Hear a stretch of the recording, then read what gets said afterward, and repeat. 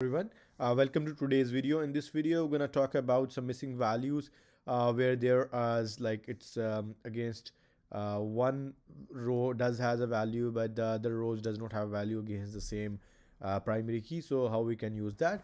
As an example, we have a shipment ID here is a primary key, and if we see, we have against shipment 9 we have a shipment date, but here the shipment date is not available. So this is kind of a scenario where basically we can say that if the shipment date is here this 27th, so this should be same for this particular row as well. Okay, so what we're gonna do is that we're gonna fill this value, and if I just in order to show you, I can just filter by row 9, so I can see that there are other columns as well, and it is not like it's just a previous one or like that, so it's like randomly appearing. So what we're gonna do is we are going to fill these values in here. Okay, so let's just go with the data. So this is the data I have loaded. So this is my script. I have loaded the data, and this is how it looks like. I have shipment dates, and if I search the shipment date that I have over there, just shipment 9, so I can see that there is no values here as well. Okay, so now let's get started. So what I'm gonna do is, the first thing we're gonna do is we're gonna sort those values. Okay, so what I'm gonna do is I'm gonna load the data again, and what I'm going to do is I'm gonna use the same columns, and then I'm gonna say resident, and I'm gonna use a shipment temp, this table, and I'm gonna call this table shipments. Okay, and then I'm gonna use order by. So those of you who have already worked on Qlik, they might know that we cannot use directly order by here. We can use order by in resident. So that's why I am creating this table. Otherwise, we could have done that here as well if it had already been sorted. Okay, so I'm gonna order by shipment ID. So that's gonna work, but that might cause an issue, like this will be blank, so it will not be creating the right value. Okay, so I need to sort. I'm gonna sort that by shipment date as well, so that the previous value does not get blocked as well. Okay, so I'm gonna say that shipment date, and it should be in descending, by default descending, so I'm gonna say this descending, so that the blank value should not come on top, the actual value should come on top. Okay, and then what I'm gonna say is I'm gonna use a if clause here. I'm gonna say if this shipment date is null, shipment date, then use the previous shipment date. So now how we have sorted, so we can use the previous one,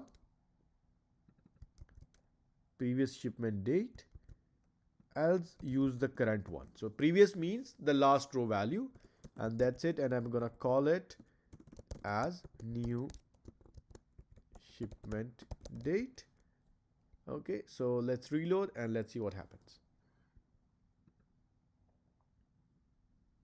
Okay, so one more thing, we're gonna drop the table as well, because otherwise it's gonna create unnecessary associations, and it's gonna slow the model. So let's just drop this one as well. Okay, oops, here we go.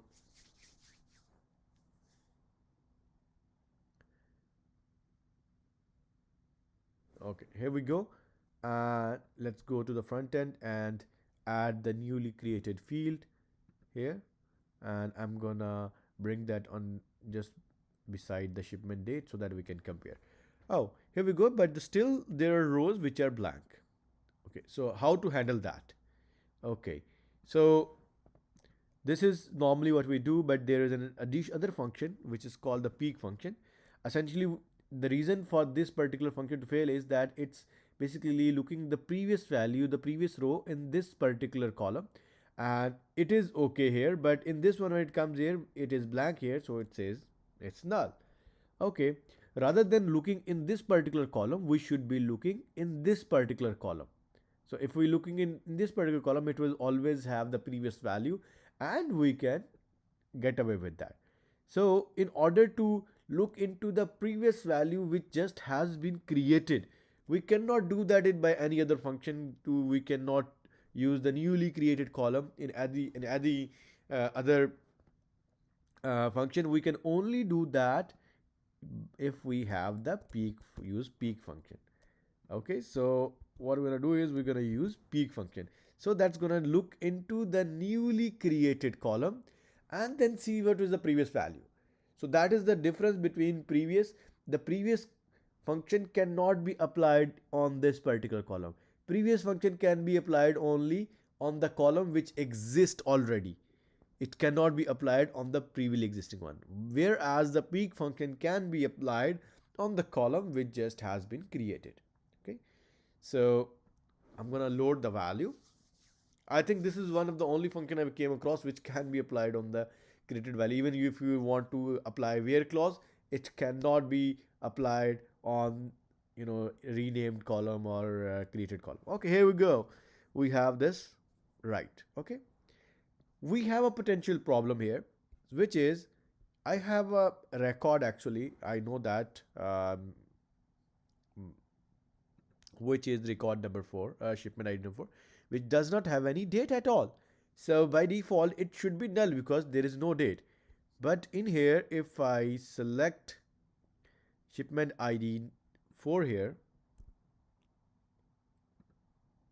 I see a date. Okay, I see a date, and that is the wrong date because what it does is it takes the record number 3 and it puts the value over there because we said just bring the previous value. So what I'm gonna do is we are gonna add another if clause just to make sure that it takes the value if the shipment value is of the previous row is exactly the same. So here I'm gonna use previous function. So I'm gonna say if this value is exactly the same, then use this logic. Otherwise, keep the shipment date as is. We do not want to do any transformation on that. So here we go. Then let's reload the data. And now date against record 4 should be null. And here we go. There is no date because there is no date. So this is a genuine one. So this is how we do that. In we have against one record, there is in some rows there is values, in some rows there is no value, and we know that we can use that values where there value exists, we can use to fill that values, and we can work with that. And rather than that, I can say that okay, unknown. Okay, so it might make more sense for me. Okay, so this is very interesting and very important use of peek function, where you can use if there are multiple missing values, we can use that. Otherwise, using previous function only, we can only update the value which just has been updated. Okay. Okay, so that's it for today. Thank you very much for watching. Stay tuned for more videos. And I'm gonna come again for another missing value, which will be a different. We're gonna use Qlik View and Qlik Sense to solve that particular problem. Stay tuned for more videos. Thank you very much.